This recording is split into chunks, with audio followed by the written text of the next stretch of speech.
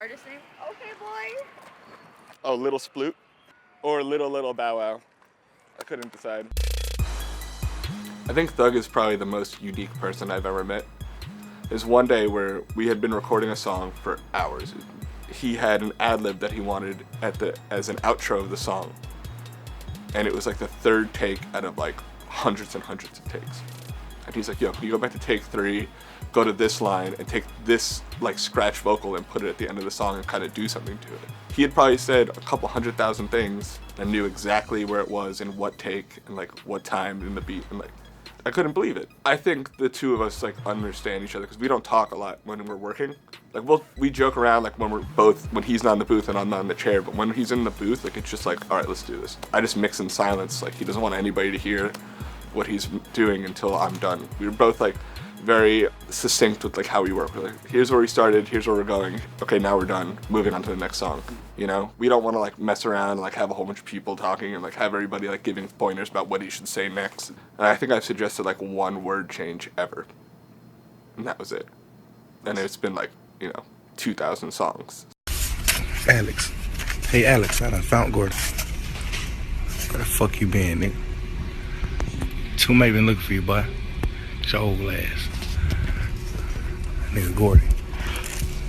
So he's named after the hockey player, Gordie Howe. It was like more of a Ferris Bueller reference because it's the jersey that Cam wears the whole time.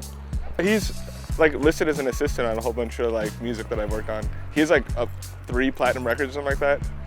What was it? The first time I brought him to the studio, he freaked out. I was playing back Jeffrey and like I put Future Swag on and he like went ape shit and like running back and forth in the studio, and the client's like, yo, can you please just take him out of the room? Well, let me wake up my dog before it drives me crazy. Hey, wake up.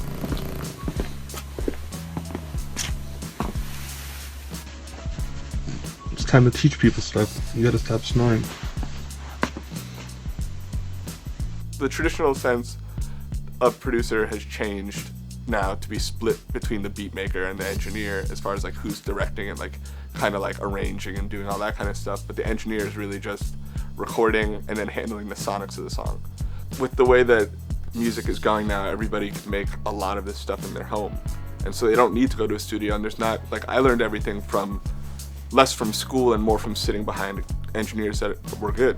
When I do these periscopes and these like IG live streams or videos or whatever I'm doing, it's because I know that they didn't have that chance to sit behind someone, and like I don't think it's really necessarily information I need to protect. Like it's better shared. Like music would be better off if like people understood gain staging and understood how to like create a template or understood how to like record someone the right way or how to use effects buses the right way. Like all that kind of stuff is like really important, and some kids just don't know how to set it up. That means everything that's here that you want to go through that, you put out to 45, 46. So the first 5 tracks, select them all. I don't know how much is in one hand. Okay, yeah. Shift, Option. If you give someone the why of how they're doing something, or the why to a technique, like, oh, I did this because of this. Now, every time they want something to sound a certain way, they can do that, as opposed to every time they get a vocal, they do the same EQ curve and they just get the same sounding mess. I don't mind sharing, I'm not really threatened by it. Like if somebody's better than me and takes my job, that's fine.